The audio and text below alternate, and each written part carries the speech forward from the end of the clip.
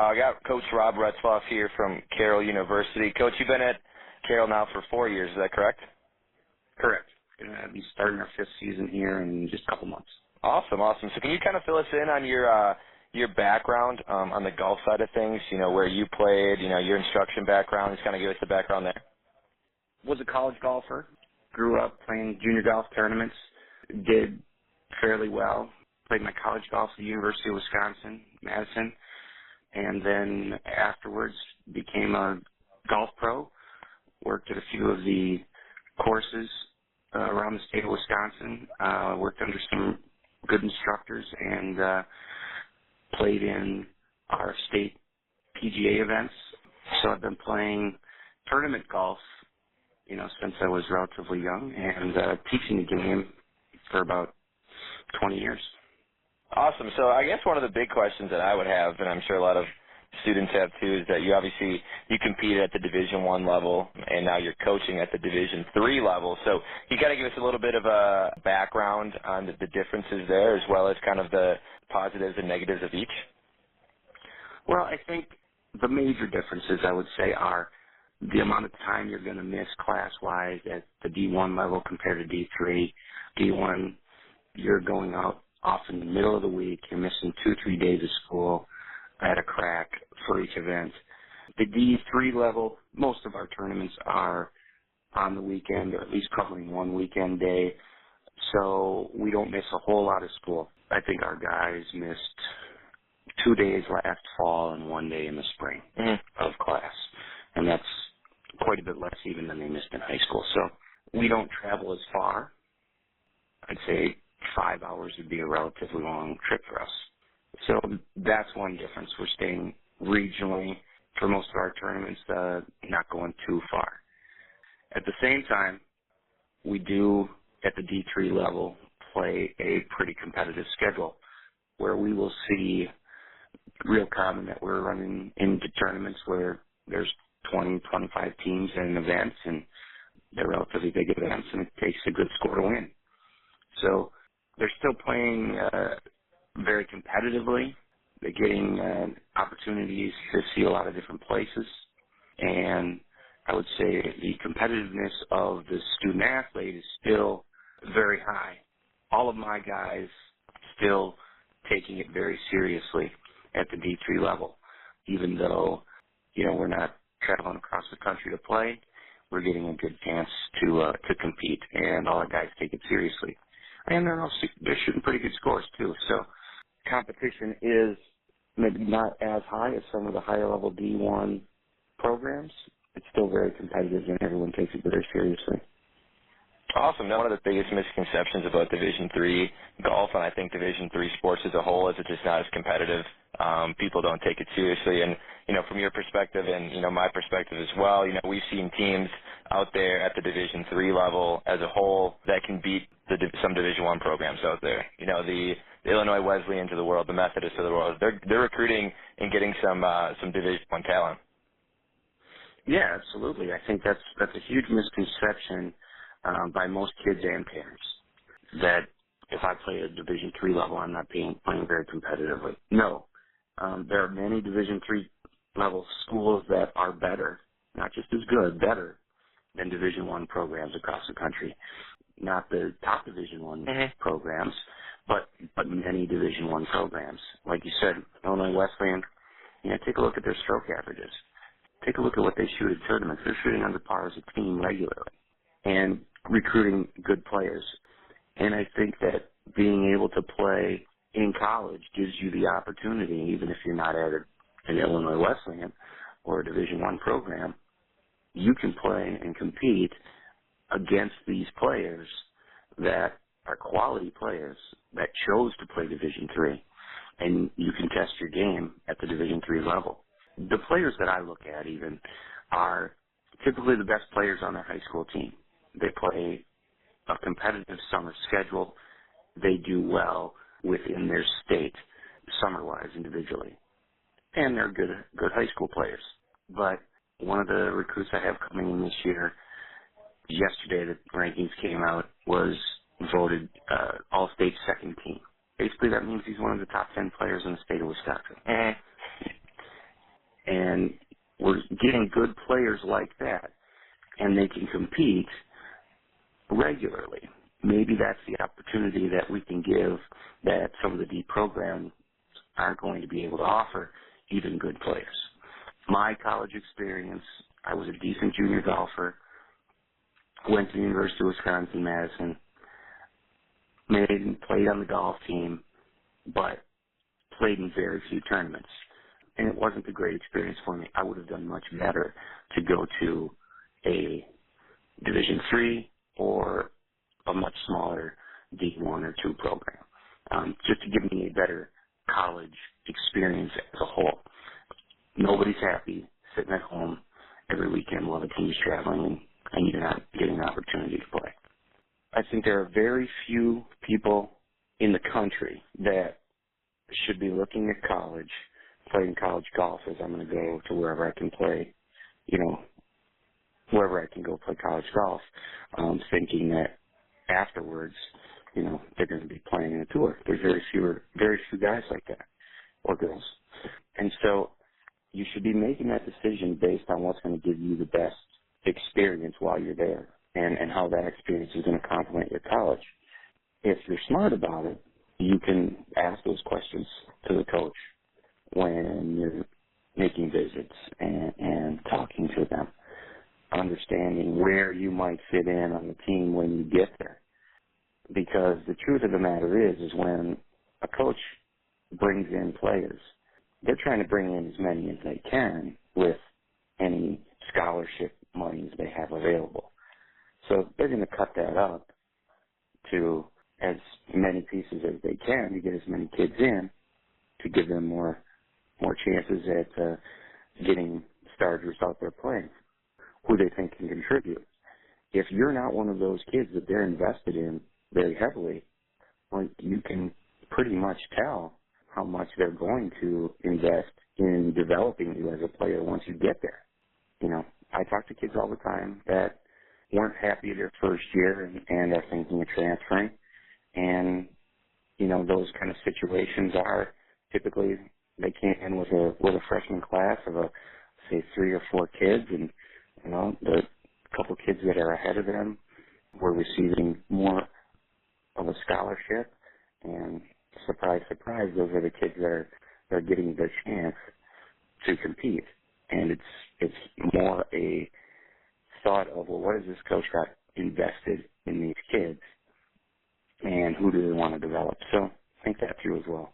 Yeah, absolutely. And that's another good point. Obviously, the scholarship topic is such a huge topic with families, and in regards to, tuition and seeing that sticker price and being a little shocked by that. Obviously, Division III programs, they don't offer athletic money, so a lot of times will lead to families, almost trying to eliminate the Division III level because of that. Can you kind of give us a background in regards to what the Division III schools can offer, how to make it affordable, and things like that? Well, the bottom line is, and I think as a parent, you should be looking at what your bottom line number is going to be rather than being able to say, I got a golf scholarship. Lots of kids can say they got a golf scholarship, but if that's only a couple $1,000s, how much is that really affecting your bottom line? The Division III level, speaking from what Carroll can offer, they offer monies based off of your academic standing. So a kid with a good ACT score, a good grade point average, and a good class ranking, if your school ranks, is going to be able to come in and get a large chunk of tuition knocked off right off the bat for most of the private colleges. So parents, when looking at private colleges, Division III, should not be scared off immediately by the sticker price. At Carroll University, a kid with a good ACT score and GPA is going to get $17,000 a year right now, right off the top, regardless of their golfing ability. Now, that's important because what does that mean if, 1 or 2 years in, you get injured, you tear a rotator cuff, and you're not playing golf anymore? Well, the D1 level, it might mean you're not playing, you're not on the golf team, you're not getting your scholarship anymore. At the D3 level, these scholarships are based off of your academic standing, you're going to get that no matter what, whether you can play or not. So an important thing to consider when you're looking at schools. Also, outside of just what each school is going to be able to give academically, many of them will also have, special awards that they can give away based on each student's individual situation. So certainly financial need, maybe the kid's really good at art. Maybe the kid, is a genius for engineering. Whatever it may be. Those are extra special things that often schools will have separate funds outside of their general award that can be given away. So should be looked at to really consider and really understand what it means to that bottom line number, not just the, XYZ University can give me a $4,000 golf scholarship. Yep. Because they're cutting it up however many ways. Okay, no, that's really good feedback. 'Cause I know that's always one of the biggest misconceptions, and you always want to, and that's why I always challenge the students in high school to, grades are so important, no matter what division level you're going to be playing at, because the higher the grades you have, the higher the test scores, it's going to qualify you for more academic monies, no matter what school you do it to. And traditionally, Division III programs are an extremely strong academic schools, so you're going to be able to get that experience both on the golf side as well as the academic side. So, stressing that point, as well as I know you mentioned before about how important it is to ask these types of questions to coaches. Ask the type of experience about the experience at the school, if it's going to be a good fit. Because I think, from your perspective and what I hear from other coaches too, is that one of their biggest frustrations is that student athletes won't allow a coach to kind of give them a background about the experience at the school. They kind of just write it off because they're not a certain division level or they're not a school that they heard of. Is that a thing that, maybe is a frustration of yours that the kids just don't give you a chance to kind of give them a full background of what you can offer? I get that a lot in certain situations, certain crowds. I get it a lot from usually, say, the junior class or sophomore class where the kid's playing well. Usually then, once they get a little closer to senior year and nobody's on the phone calling them, their tune may change a little bit. So yeah, I think being smart enough to, one, always consider the different divisions as you're going through high school, playing in events, because you don't know where you're gonna end up. It is a good tactic, I think, for kids to think about when they're progressing through sophomore, junior. That's an important point. Don't burn any bridges. Also, think about what you're going to be doing at school. Playing every week, is that important to you? You'll have that better opportunity at the D3 level. And I don't think kids necessarily understand that either. But for several reasons, I think parents don't necessarily consider the D3 or kids right off the bat. The sticker price, they think that they can't give them any money. And, our kid already shot par in that one tournament over there, so he's way too good to play Division III. And that just makes me laugh. But that's what most kids and parents don't necessarily understand, is the quality of play at the D3 level. And when it gets to that point, when you're looking at schools, don't rule them out, because there are great academic programs, very competitive golf programs, and experiences that you're going to be able to get out of Division III that should not be discounted. How important are summer events compared to high school tournaments? From what I heard on my end, coaches seem to take the summer events more seriously than the high school events. They pay attention to see how you're doing in your high school season. Did you make it to your state championship? But they want to see, a rigorous summer schedule. Depending on the level of play, obviously, the top-tier Division I schools, they're looking for the kids that are playing in those national events, USGA, AJGA. But from a Division III program, where do you sit on that topic? A busy summer schedule, playing a lot of events is important. First of all, high school events are a good starting point, and that's really all they are. Such a huge variance in high school teams and the quality of play from whatever school you may be at. Typically, some conferences are strong, some conferences are weak. So a kid going through high school, being a decent player at their school and in their conference, might not be any good on any level outside of that little pool. So playing in summer tournaments, at least statewide, regional, is important because those are the kids that are typically your better players on each high school team that are working to get better. And that's how you can improve. That's how you can understand where you might fall reality-wise against the competition. College coaches are going to be looking at that. They'll look at player of the year rankings. They're going to check different organizations. So like the state junior organization, they might look at AJGA, the Future College World, the Collegiate World Tour. Those rankings that are going to give kids opportunities to play against other good kids from around an area to get a good idea of how good they are against better level of player. So high school is great, but it's a small piece. The way I always look at it is this, and I kind of measure kids in golf years. And if it's a kid who has played just in high school golf and only been playing a couple years, the reality is that kid is a baby in golf years. It takes a long time of tournament golf, being in that competitive mindset, putting yourself in situations where you're under the fire of the situation in a tournament to be able to handle that come college tournament time. And it builds on itself over several years.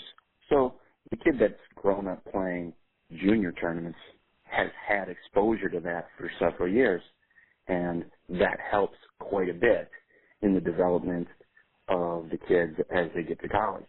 And those are kids I'm always looking for. You can understand how that's really going to help you. If you don't have that exposure, you don't want to be learning that on the fly during the college tournaments. Anything you do in the summer to give yourself more competitive rounds is going to make you develop that much better, that much faster, and have you in position for when you get to college to be able to play in those situations when they pose themselves in college tournaments. The misconceptions as well is that, everyone hears about the AJGA tournaments. That's the big thing. And obviously those are, top level tournaments. You get your top juniors there. A lot of those, top tier kids are getting recruited, are playing in those events. But it's also, at least from my opinion, I'd love to get your feedback as well, is we don't want to necessarily just jump right into those events if we don't have a lot of experience. First of all, you can't just sign up for those. There's kind of a process. And then secondly, going and playing those events and shooting, high scores isn't going to do much for our, recruiting process or developmental stage. I think it's all about starting at, 18-hole tournaments in the state, and then, like you said, jump up to regional. And then if you're feeling comfortable and entering some AJGA stars, jump into those tournaments. Kind of fill me in on your feedback there. You want to have that development, and it's a process in putting yourself in those situations in tournaments so that when you're in a bigger event, higher pressured, more on the line kind of an event, you've felt that before. So yeah, start out at the local, regional level. There's some nice tours around. Every area is going to have something relatively local that you can start out with, and play in those. Find some success, see what you can do on the next level, play at the state level, see how you do, and then try to get into some of these regional tour events. If you can get into some AJGA events, great, but don't just try to get into whatever you can get into. It doesn't do you a whole lot of good to get into a high-profile event, be completely in over your head, shoot a horrible score. Well, nobody's going to, no coach is going to put that on as a positive for you. So you really need to have some success at the lower levels to get there. There's plenty of opportunities, and I think when you're looking at where you should be playing, you should think about what scores you're shooting, the competition around you and how you do against them before you just try and jump in. I know that there's only a handful of kids in Wisconsin at the state PGA level, Wisconsin State Golf Association level, that are really able to be looked at by top programs. That's going to be the same for Illinois and the surrounding areas and probably most states. Because when larger programs are looking, they're looking beyond the state level. They're looking, national rankings and where kids are playing and scoring in these AJGA events.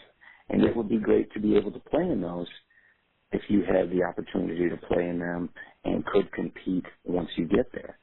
But they're really expensive to get into. They're all over the country. Opportunities aren't just handed out. You've got to earn your way on them. So you've got to more effectively try to succeed at the level that is most fitting for your ability before trying that step up.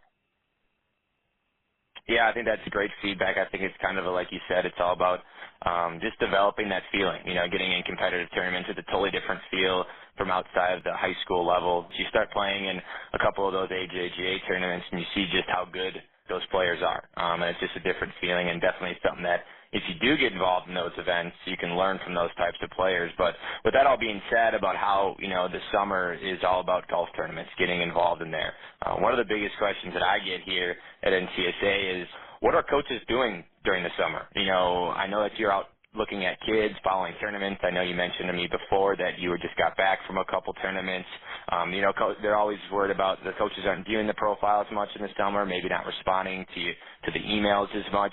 Kind of give me a background in the summer life of a coach.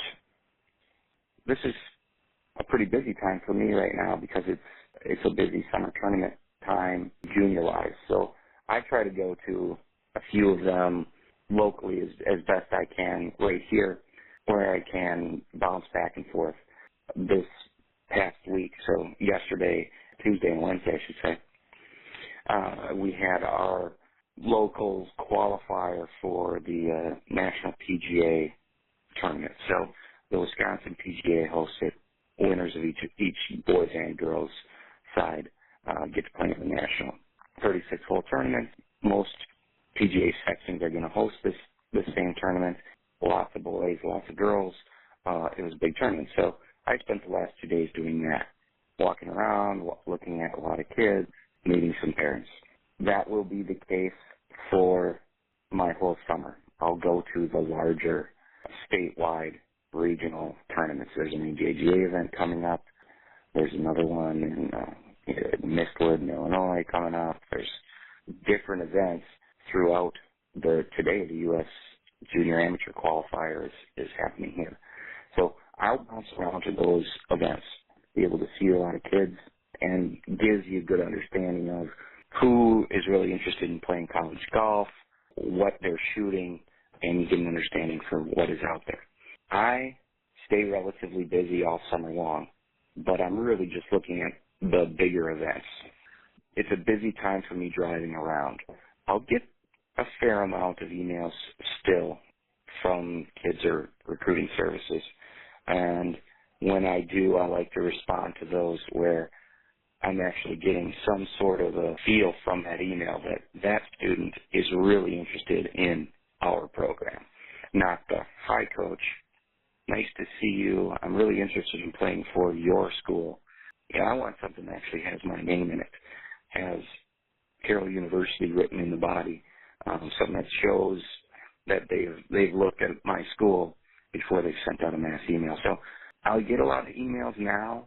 I don't respond to that many of them unless I can tell in that email that that's someone who has taken the time to actually look at our school and send the email to me. As far as what we're doing now, email-wise, those are the only ones I'm responding to. Had a recruiting visit yesterday morning before I went to the tournament, so still doing a lot of that. Really, it's not my busiest time. I would say I get a little more action in the fall when it's my busiest time recruiting-wise. It's also the busy time golf season-wise. But still, all summer long, I'm going to be active and looking at tournaments and watching kids and paying attention to rankings and responding to emails that I get.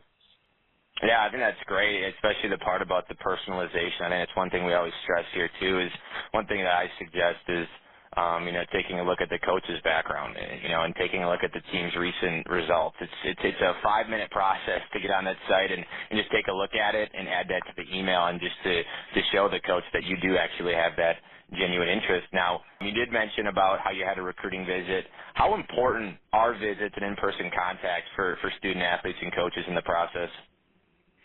They're extremely important. First, it shows that there's a real interest from the student side, and the parent side. So that's important. But every school wants to be able to show off what they have, and you're not going to get a feel for what your school is like, that school is like, without visiting it. There might be kids that would be perfect fits for me, that I would love to have, that would be great players. But if they come on that visit, take a walk around campus, and just don't feel right when they're there, then it's not a fit. That doesn't work. And even though that might be a good fit golf-wise, that's not the right place for the kid to be. You need to take a visit, look at the school, get an idea for what the feel is going to be like, because you're going to be there for 4 years. And you have to feel comfortable there. If you get there and you don't feel comfortable, and then all of a sudden, I'm not liking it so much, the golf team, I don't really get along with these guys that well. Well, then you're there and you're stuck in it, and it's kind of a miserable experience, and nobody wants that. So it's so important to go take a visit, be able to look at the coach face to face, ask the questions, get an idea for what the facilities are like, and if you can, meet the team, understand what the culture of the team is like, and see how you're going to feel when you're there. That's far more important than really any other aspect when you're looking for schools. That being said, how important, and from a coach's perspective, from a face-to-face perspective of a student athlete, is that a way for them to stand out to you with the way they handle themselves, how prepared they are, how much interest they have? Is that something that's really important from a coach's perspective? Absolutely. And you can tell if the kid is not going to be a fit as well. Every coach is looking for good quality individuals. Nobody wants that person on their team that, he might be a distraction. And it sounds like she might have some outside interests that might not fit real well with the other girls. So yeah, you can tell that in the face-to-face meeting, and it's really important. If I see a kid and, he's slouching in his chair and he's got his hat turned sideways and he's looking away, doesn't look you in the eye, yeah, that's no good. Nobody wants that. That face-to-face meeting is hugely important. And at the same time, you should be evaluating me. When you get to that school, you should have some questions lined up. You should be looking at that coach across the table and getting a feel for the way they do things. Ask questions about how they run their team and what kind of opportunities you're going to have to play. Do you have a qualifier every week? How do you set your lineup? Do you ever get to bring in individuals? What's a typical weekly schedule for the team so you understand what kind of balance between academics and your sport are going to be? Really, really important. And you need to have that sit down across the table from the coach to get an idea for the understanding of the importance they put on it, what kind of active role that coach is going to have in playing, in giving you the opportunities for success. And that's not just on the golf course, but are they paying attention to the way you're doing in school? Those kind of things, they happen right there at that meeting when you have that opportunity to interact with the coach. So I can't tell you how important the face-to-face meeting is, how being able to look that kid in the eye across the table, understand how they carry themselves is, and at the same time, it should be that way from the student-athlete's perspective, the parent's perspective. They should be evaluating that coach the same way. Awesome. Yeah, with that being said, I know you mentioned the parents a few times in the phone call. If you had any advice for parents in the process, what would it be for them? A big thing is parents want to have the best opportunities available for their kids. That's what there is to it. But also they need to pull back because kids are adults at college level. They need to be making the decisions on their own. And as a coach, And it touches on, our last question about how we're evaluating the kids and how to handle themselves. When we go into those meetings, and it's the parents that are asking all the questions, and it's the parents that want to know, and the kid is sitting next to them quietly. Well, that tells me a lot, number one, about the child, and number two, about the parents. You want the student to be taking the active role, taking the reins at this point, and at the same time, parents need to be pulling back. Coaches do not want to be having a weekly conversation with a parent. How come Joey isn't getting a chance to play? If I get that phone call, it won't get answered. Simple as that. Because in college, your kids are adults, and they should be taking any kind of role as far as that goes for their own future. And when you see the child's not doing that and it keeps coming from the parents, well, that's a headache I don't want as a coach, and I don't think many do. The parents' role in this process is to help their children find their way, okay, not lead the way. It's nice when you can sit down with the parents and you can talk about, hey, this is the way things are. Here are the things that we do to ensure that your child can get through school. This is the way things work. But parents need to pull back when it comes to any questions about how the teams run, their chances for their child's abilities to play, things like that. That's not even in the equation as far as what their role should be.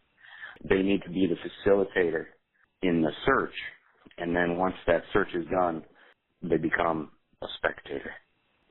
Yeah, that's great feedback there, and I know from your perspective, you're a coach, but you're a parent as well. I know that the parents are obviously just looking out and trying to find the best opportunities and finding what's best for their son or daughter. But in the end, it's their process. They're going to be going to college. The coach is going to be coaching them, not the parents. They want to develop that relationship with the student athlete first, and then obviously it's important that the sit down with the parents so you can develop a relationship with the whole family as well. But I just got one more question for you, Coach, before we do let you get running here. I think it's kind of just a big thing for students, and, what I always am suggesting throughout the process, the big things about the process is, being proactive, contacting coaches, personalizing those emails to coaches, calling coaches, not eliminating options, keeping all division levels open, kind of just getting yourself out of your comfort zone and just talking with programs and finding a school that maybe you'd never heard of, or a school that you didn't think was a good fit right away, but you talked to the coach and it turned out to be a great fit. So if there are a couple things for kids to take away from like the podcast or just from your opinion in general, what would be some few suggestions you have for kids moving forward? Like you said, don't eliminate options and really think about your school and how important golf is in that role, in that process, because you're going to college for college, and golf should be something that complements that experience. So when choose for the school. But there's lots of schools that I think would be good fits for lots of kids. You should have a pool of schools that you think would be good fits, and then you start asking and weighing the golf program between those schools.